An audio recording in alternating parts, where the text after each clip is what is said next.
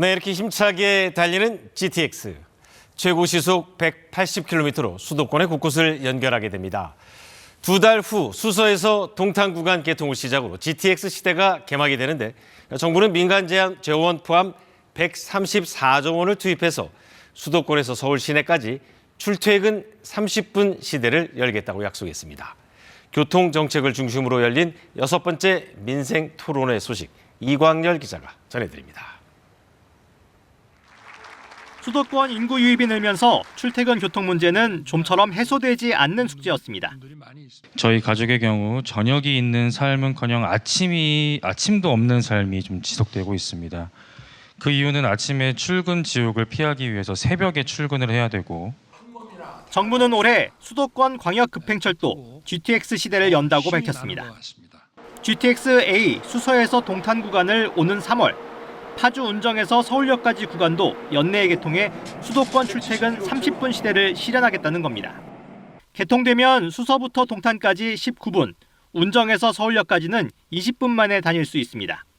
오늘 착공한 GTX-C는 덕정에서 수원을 이어 2028년 개통되고 2030년 개통 계획인 GTX-B 노선은 인천에서 마석까지 이어집니다.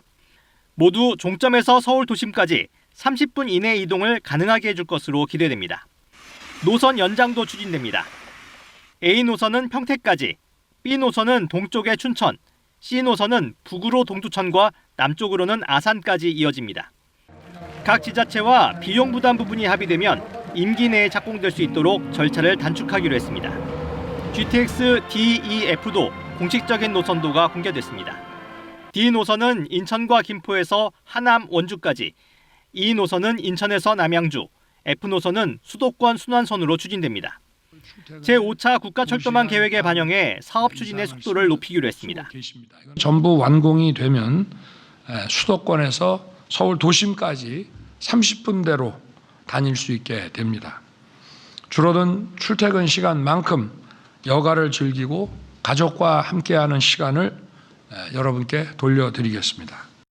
기존의 철도와 도로를 지하화해 지상 공간의 환경을 개선하는 사업도 본격화합니다. 경부 경인선 철도 지하화는 올해 안에 선도 사업을 선정해 조기에 가시화할 계획입니다. 교통정체가 유난히 심한 수도권 제1순환도로와 경부 경인고속도로의 지하화도 2026년부터 단계적으로 추진할 예정입니다. KBS 뉴스 이광열입니다.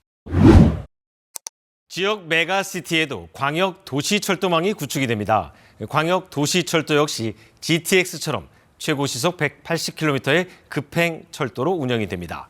제일 먼저 대전, 세종, 충북을 잇는 CTX가 추진될 예정입니다. 최광호 기자가 보도합니다. 수도권의 전유물처럼 여겨졌던 광역철도망. GTX는 이미 광역철도망이 있던 수도권에 급행열차를 추가로 배치하는 셈이라 비수도권과의 교통 격차 우려도 적지 않았습니다.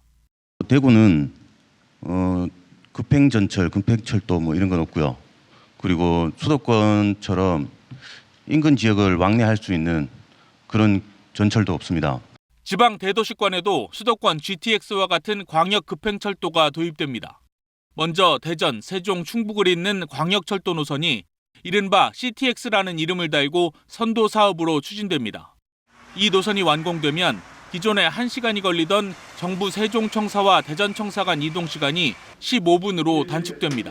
전국 대도시에 GTX급의 서비스가 가능한 광역 급행철도를 도입하여 지방 대도시권도 30분 출퇴근이 가능한 기존에 정부가 추진해왔던 광역철도 사업들을 민간 투자 유치를 통해 GTX와 같은 광역 급행철도 형태로 개선해 더 빠른 서비스를 제공한다는 계획입니다. 대전, 세종, 충청권 외에도 부산, 울산, 경남권과 대구, 경북권, 광주, 전남권, 강원권 등에서도 민간 투자로 경제성이 높아질 경우 광역 급행철도를 최우선 추진하기로 했습니다. 노선별로 사업성이 다른 만큼 민간 투자 유치 여부와 자치단체 간 이견 조정이 관건입니다. 정부는 광역철도망 확충으로 국토 균형 발전과 함께 비수도권 메가시티의 1시간 생활권을 조성한다는 계획입니다. KBS 뉴스 최강호입니다.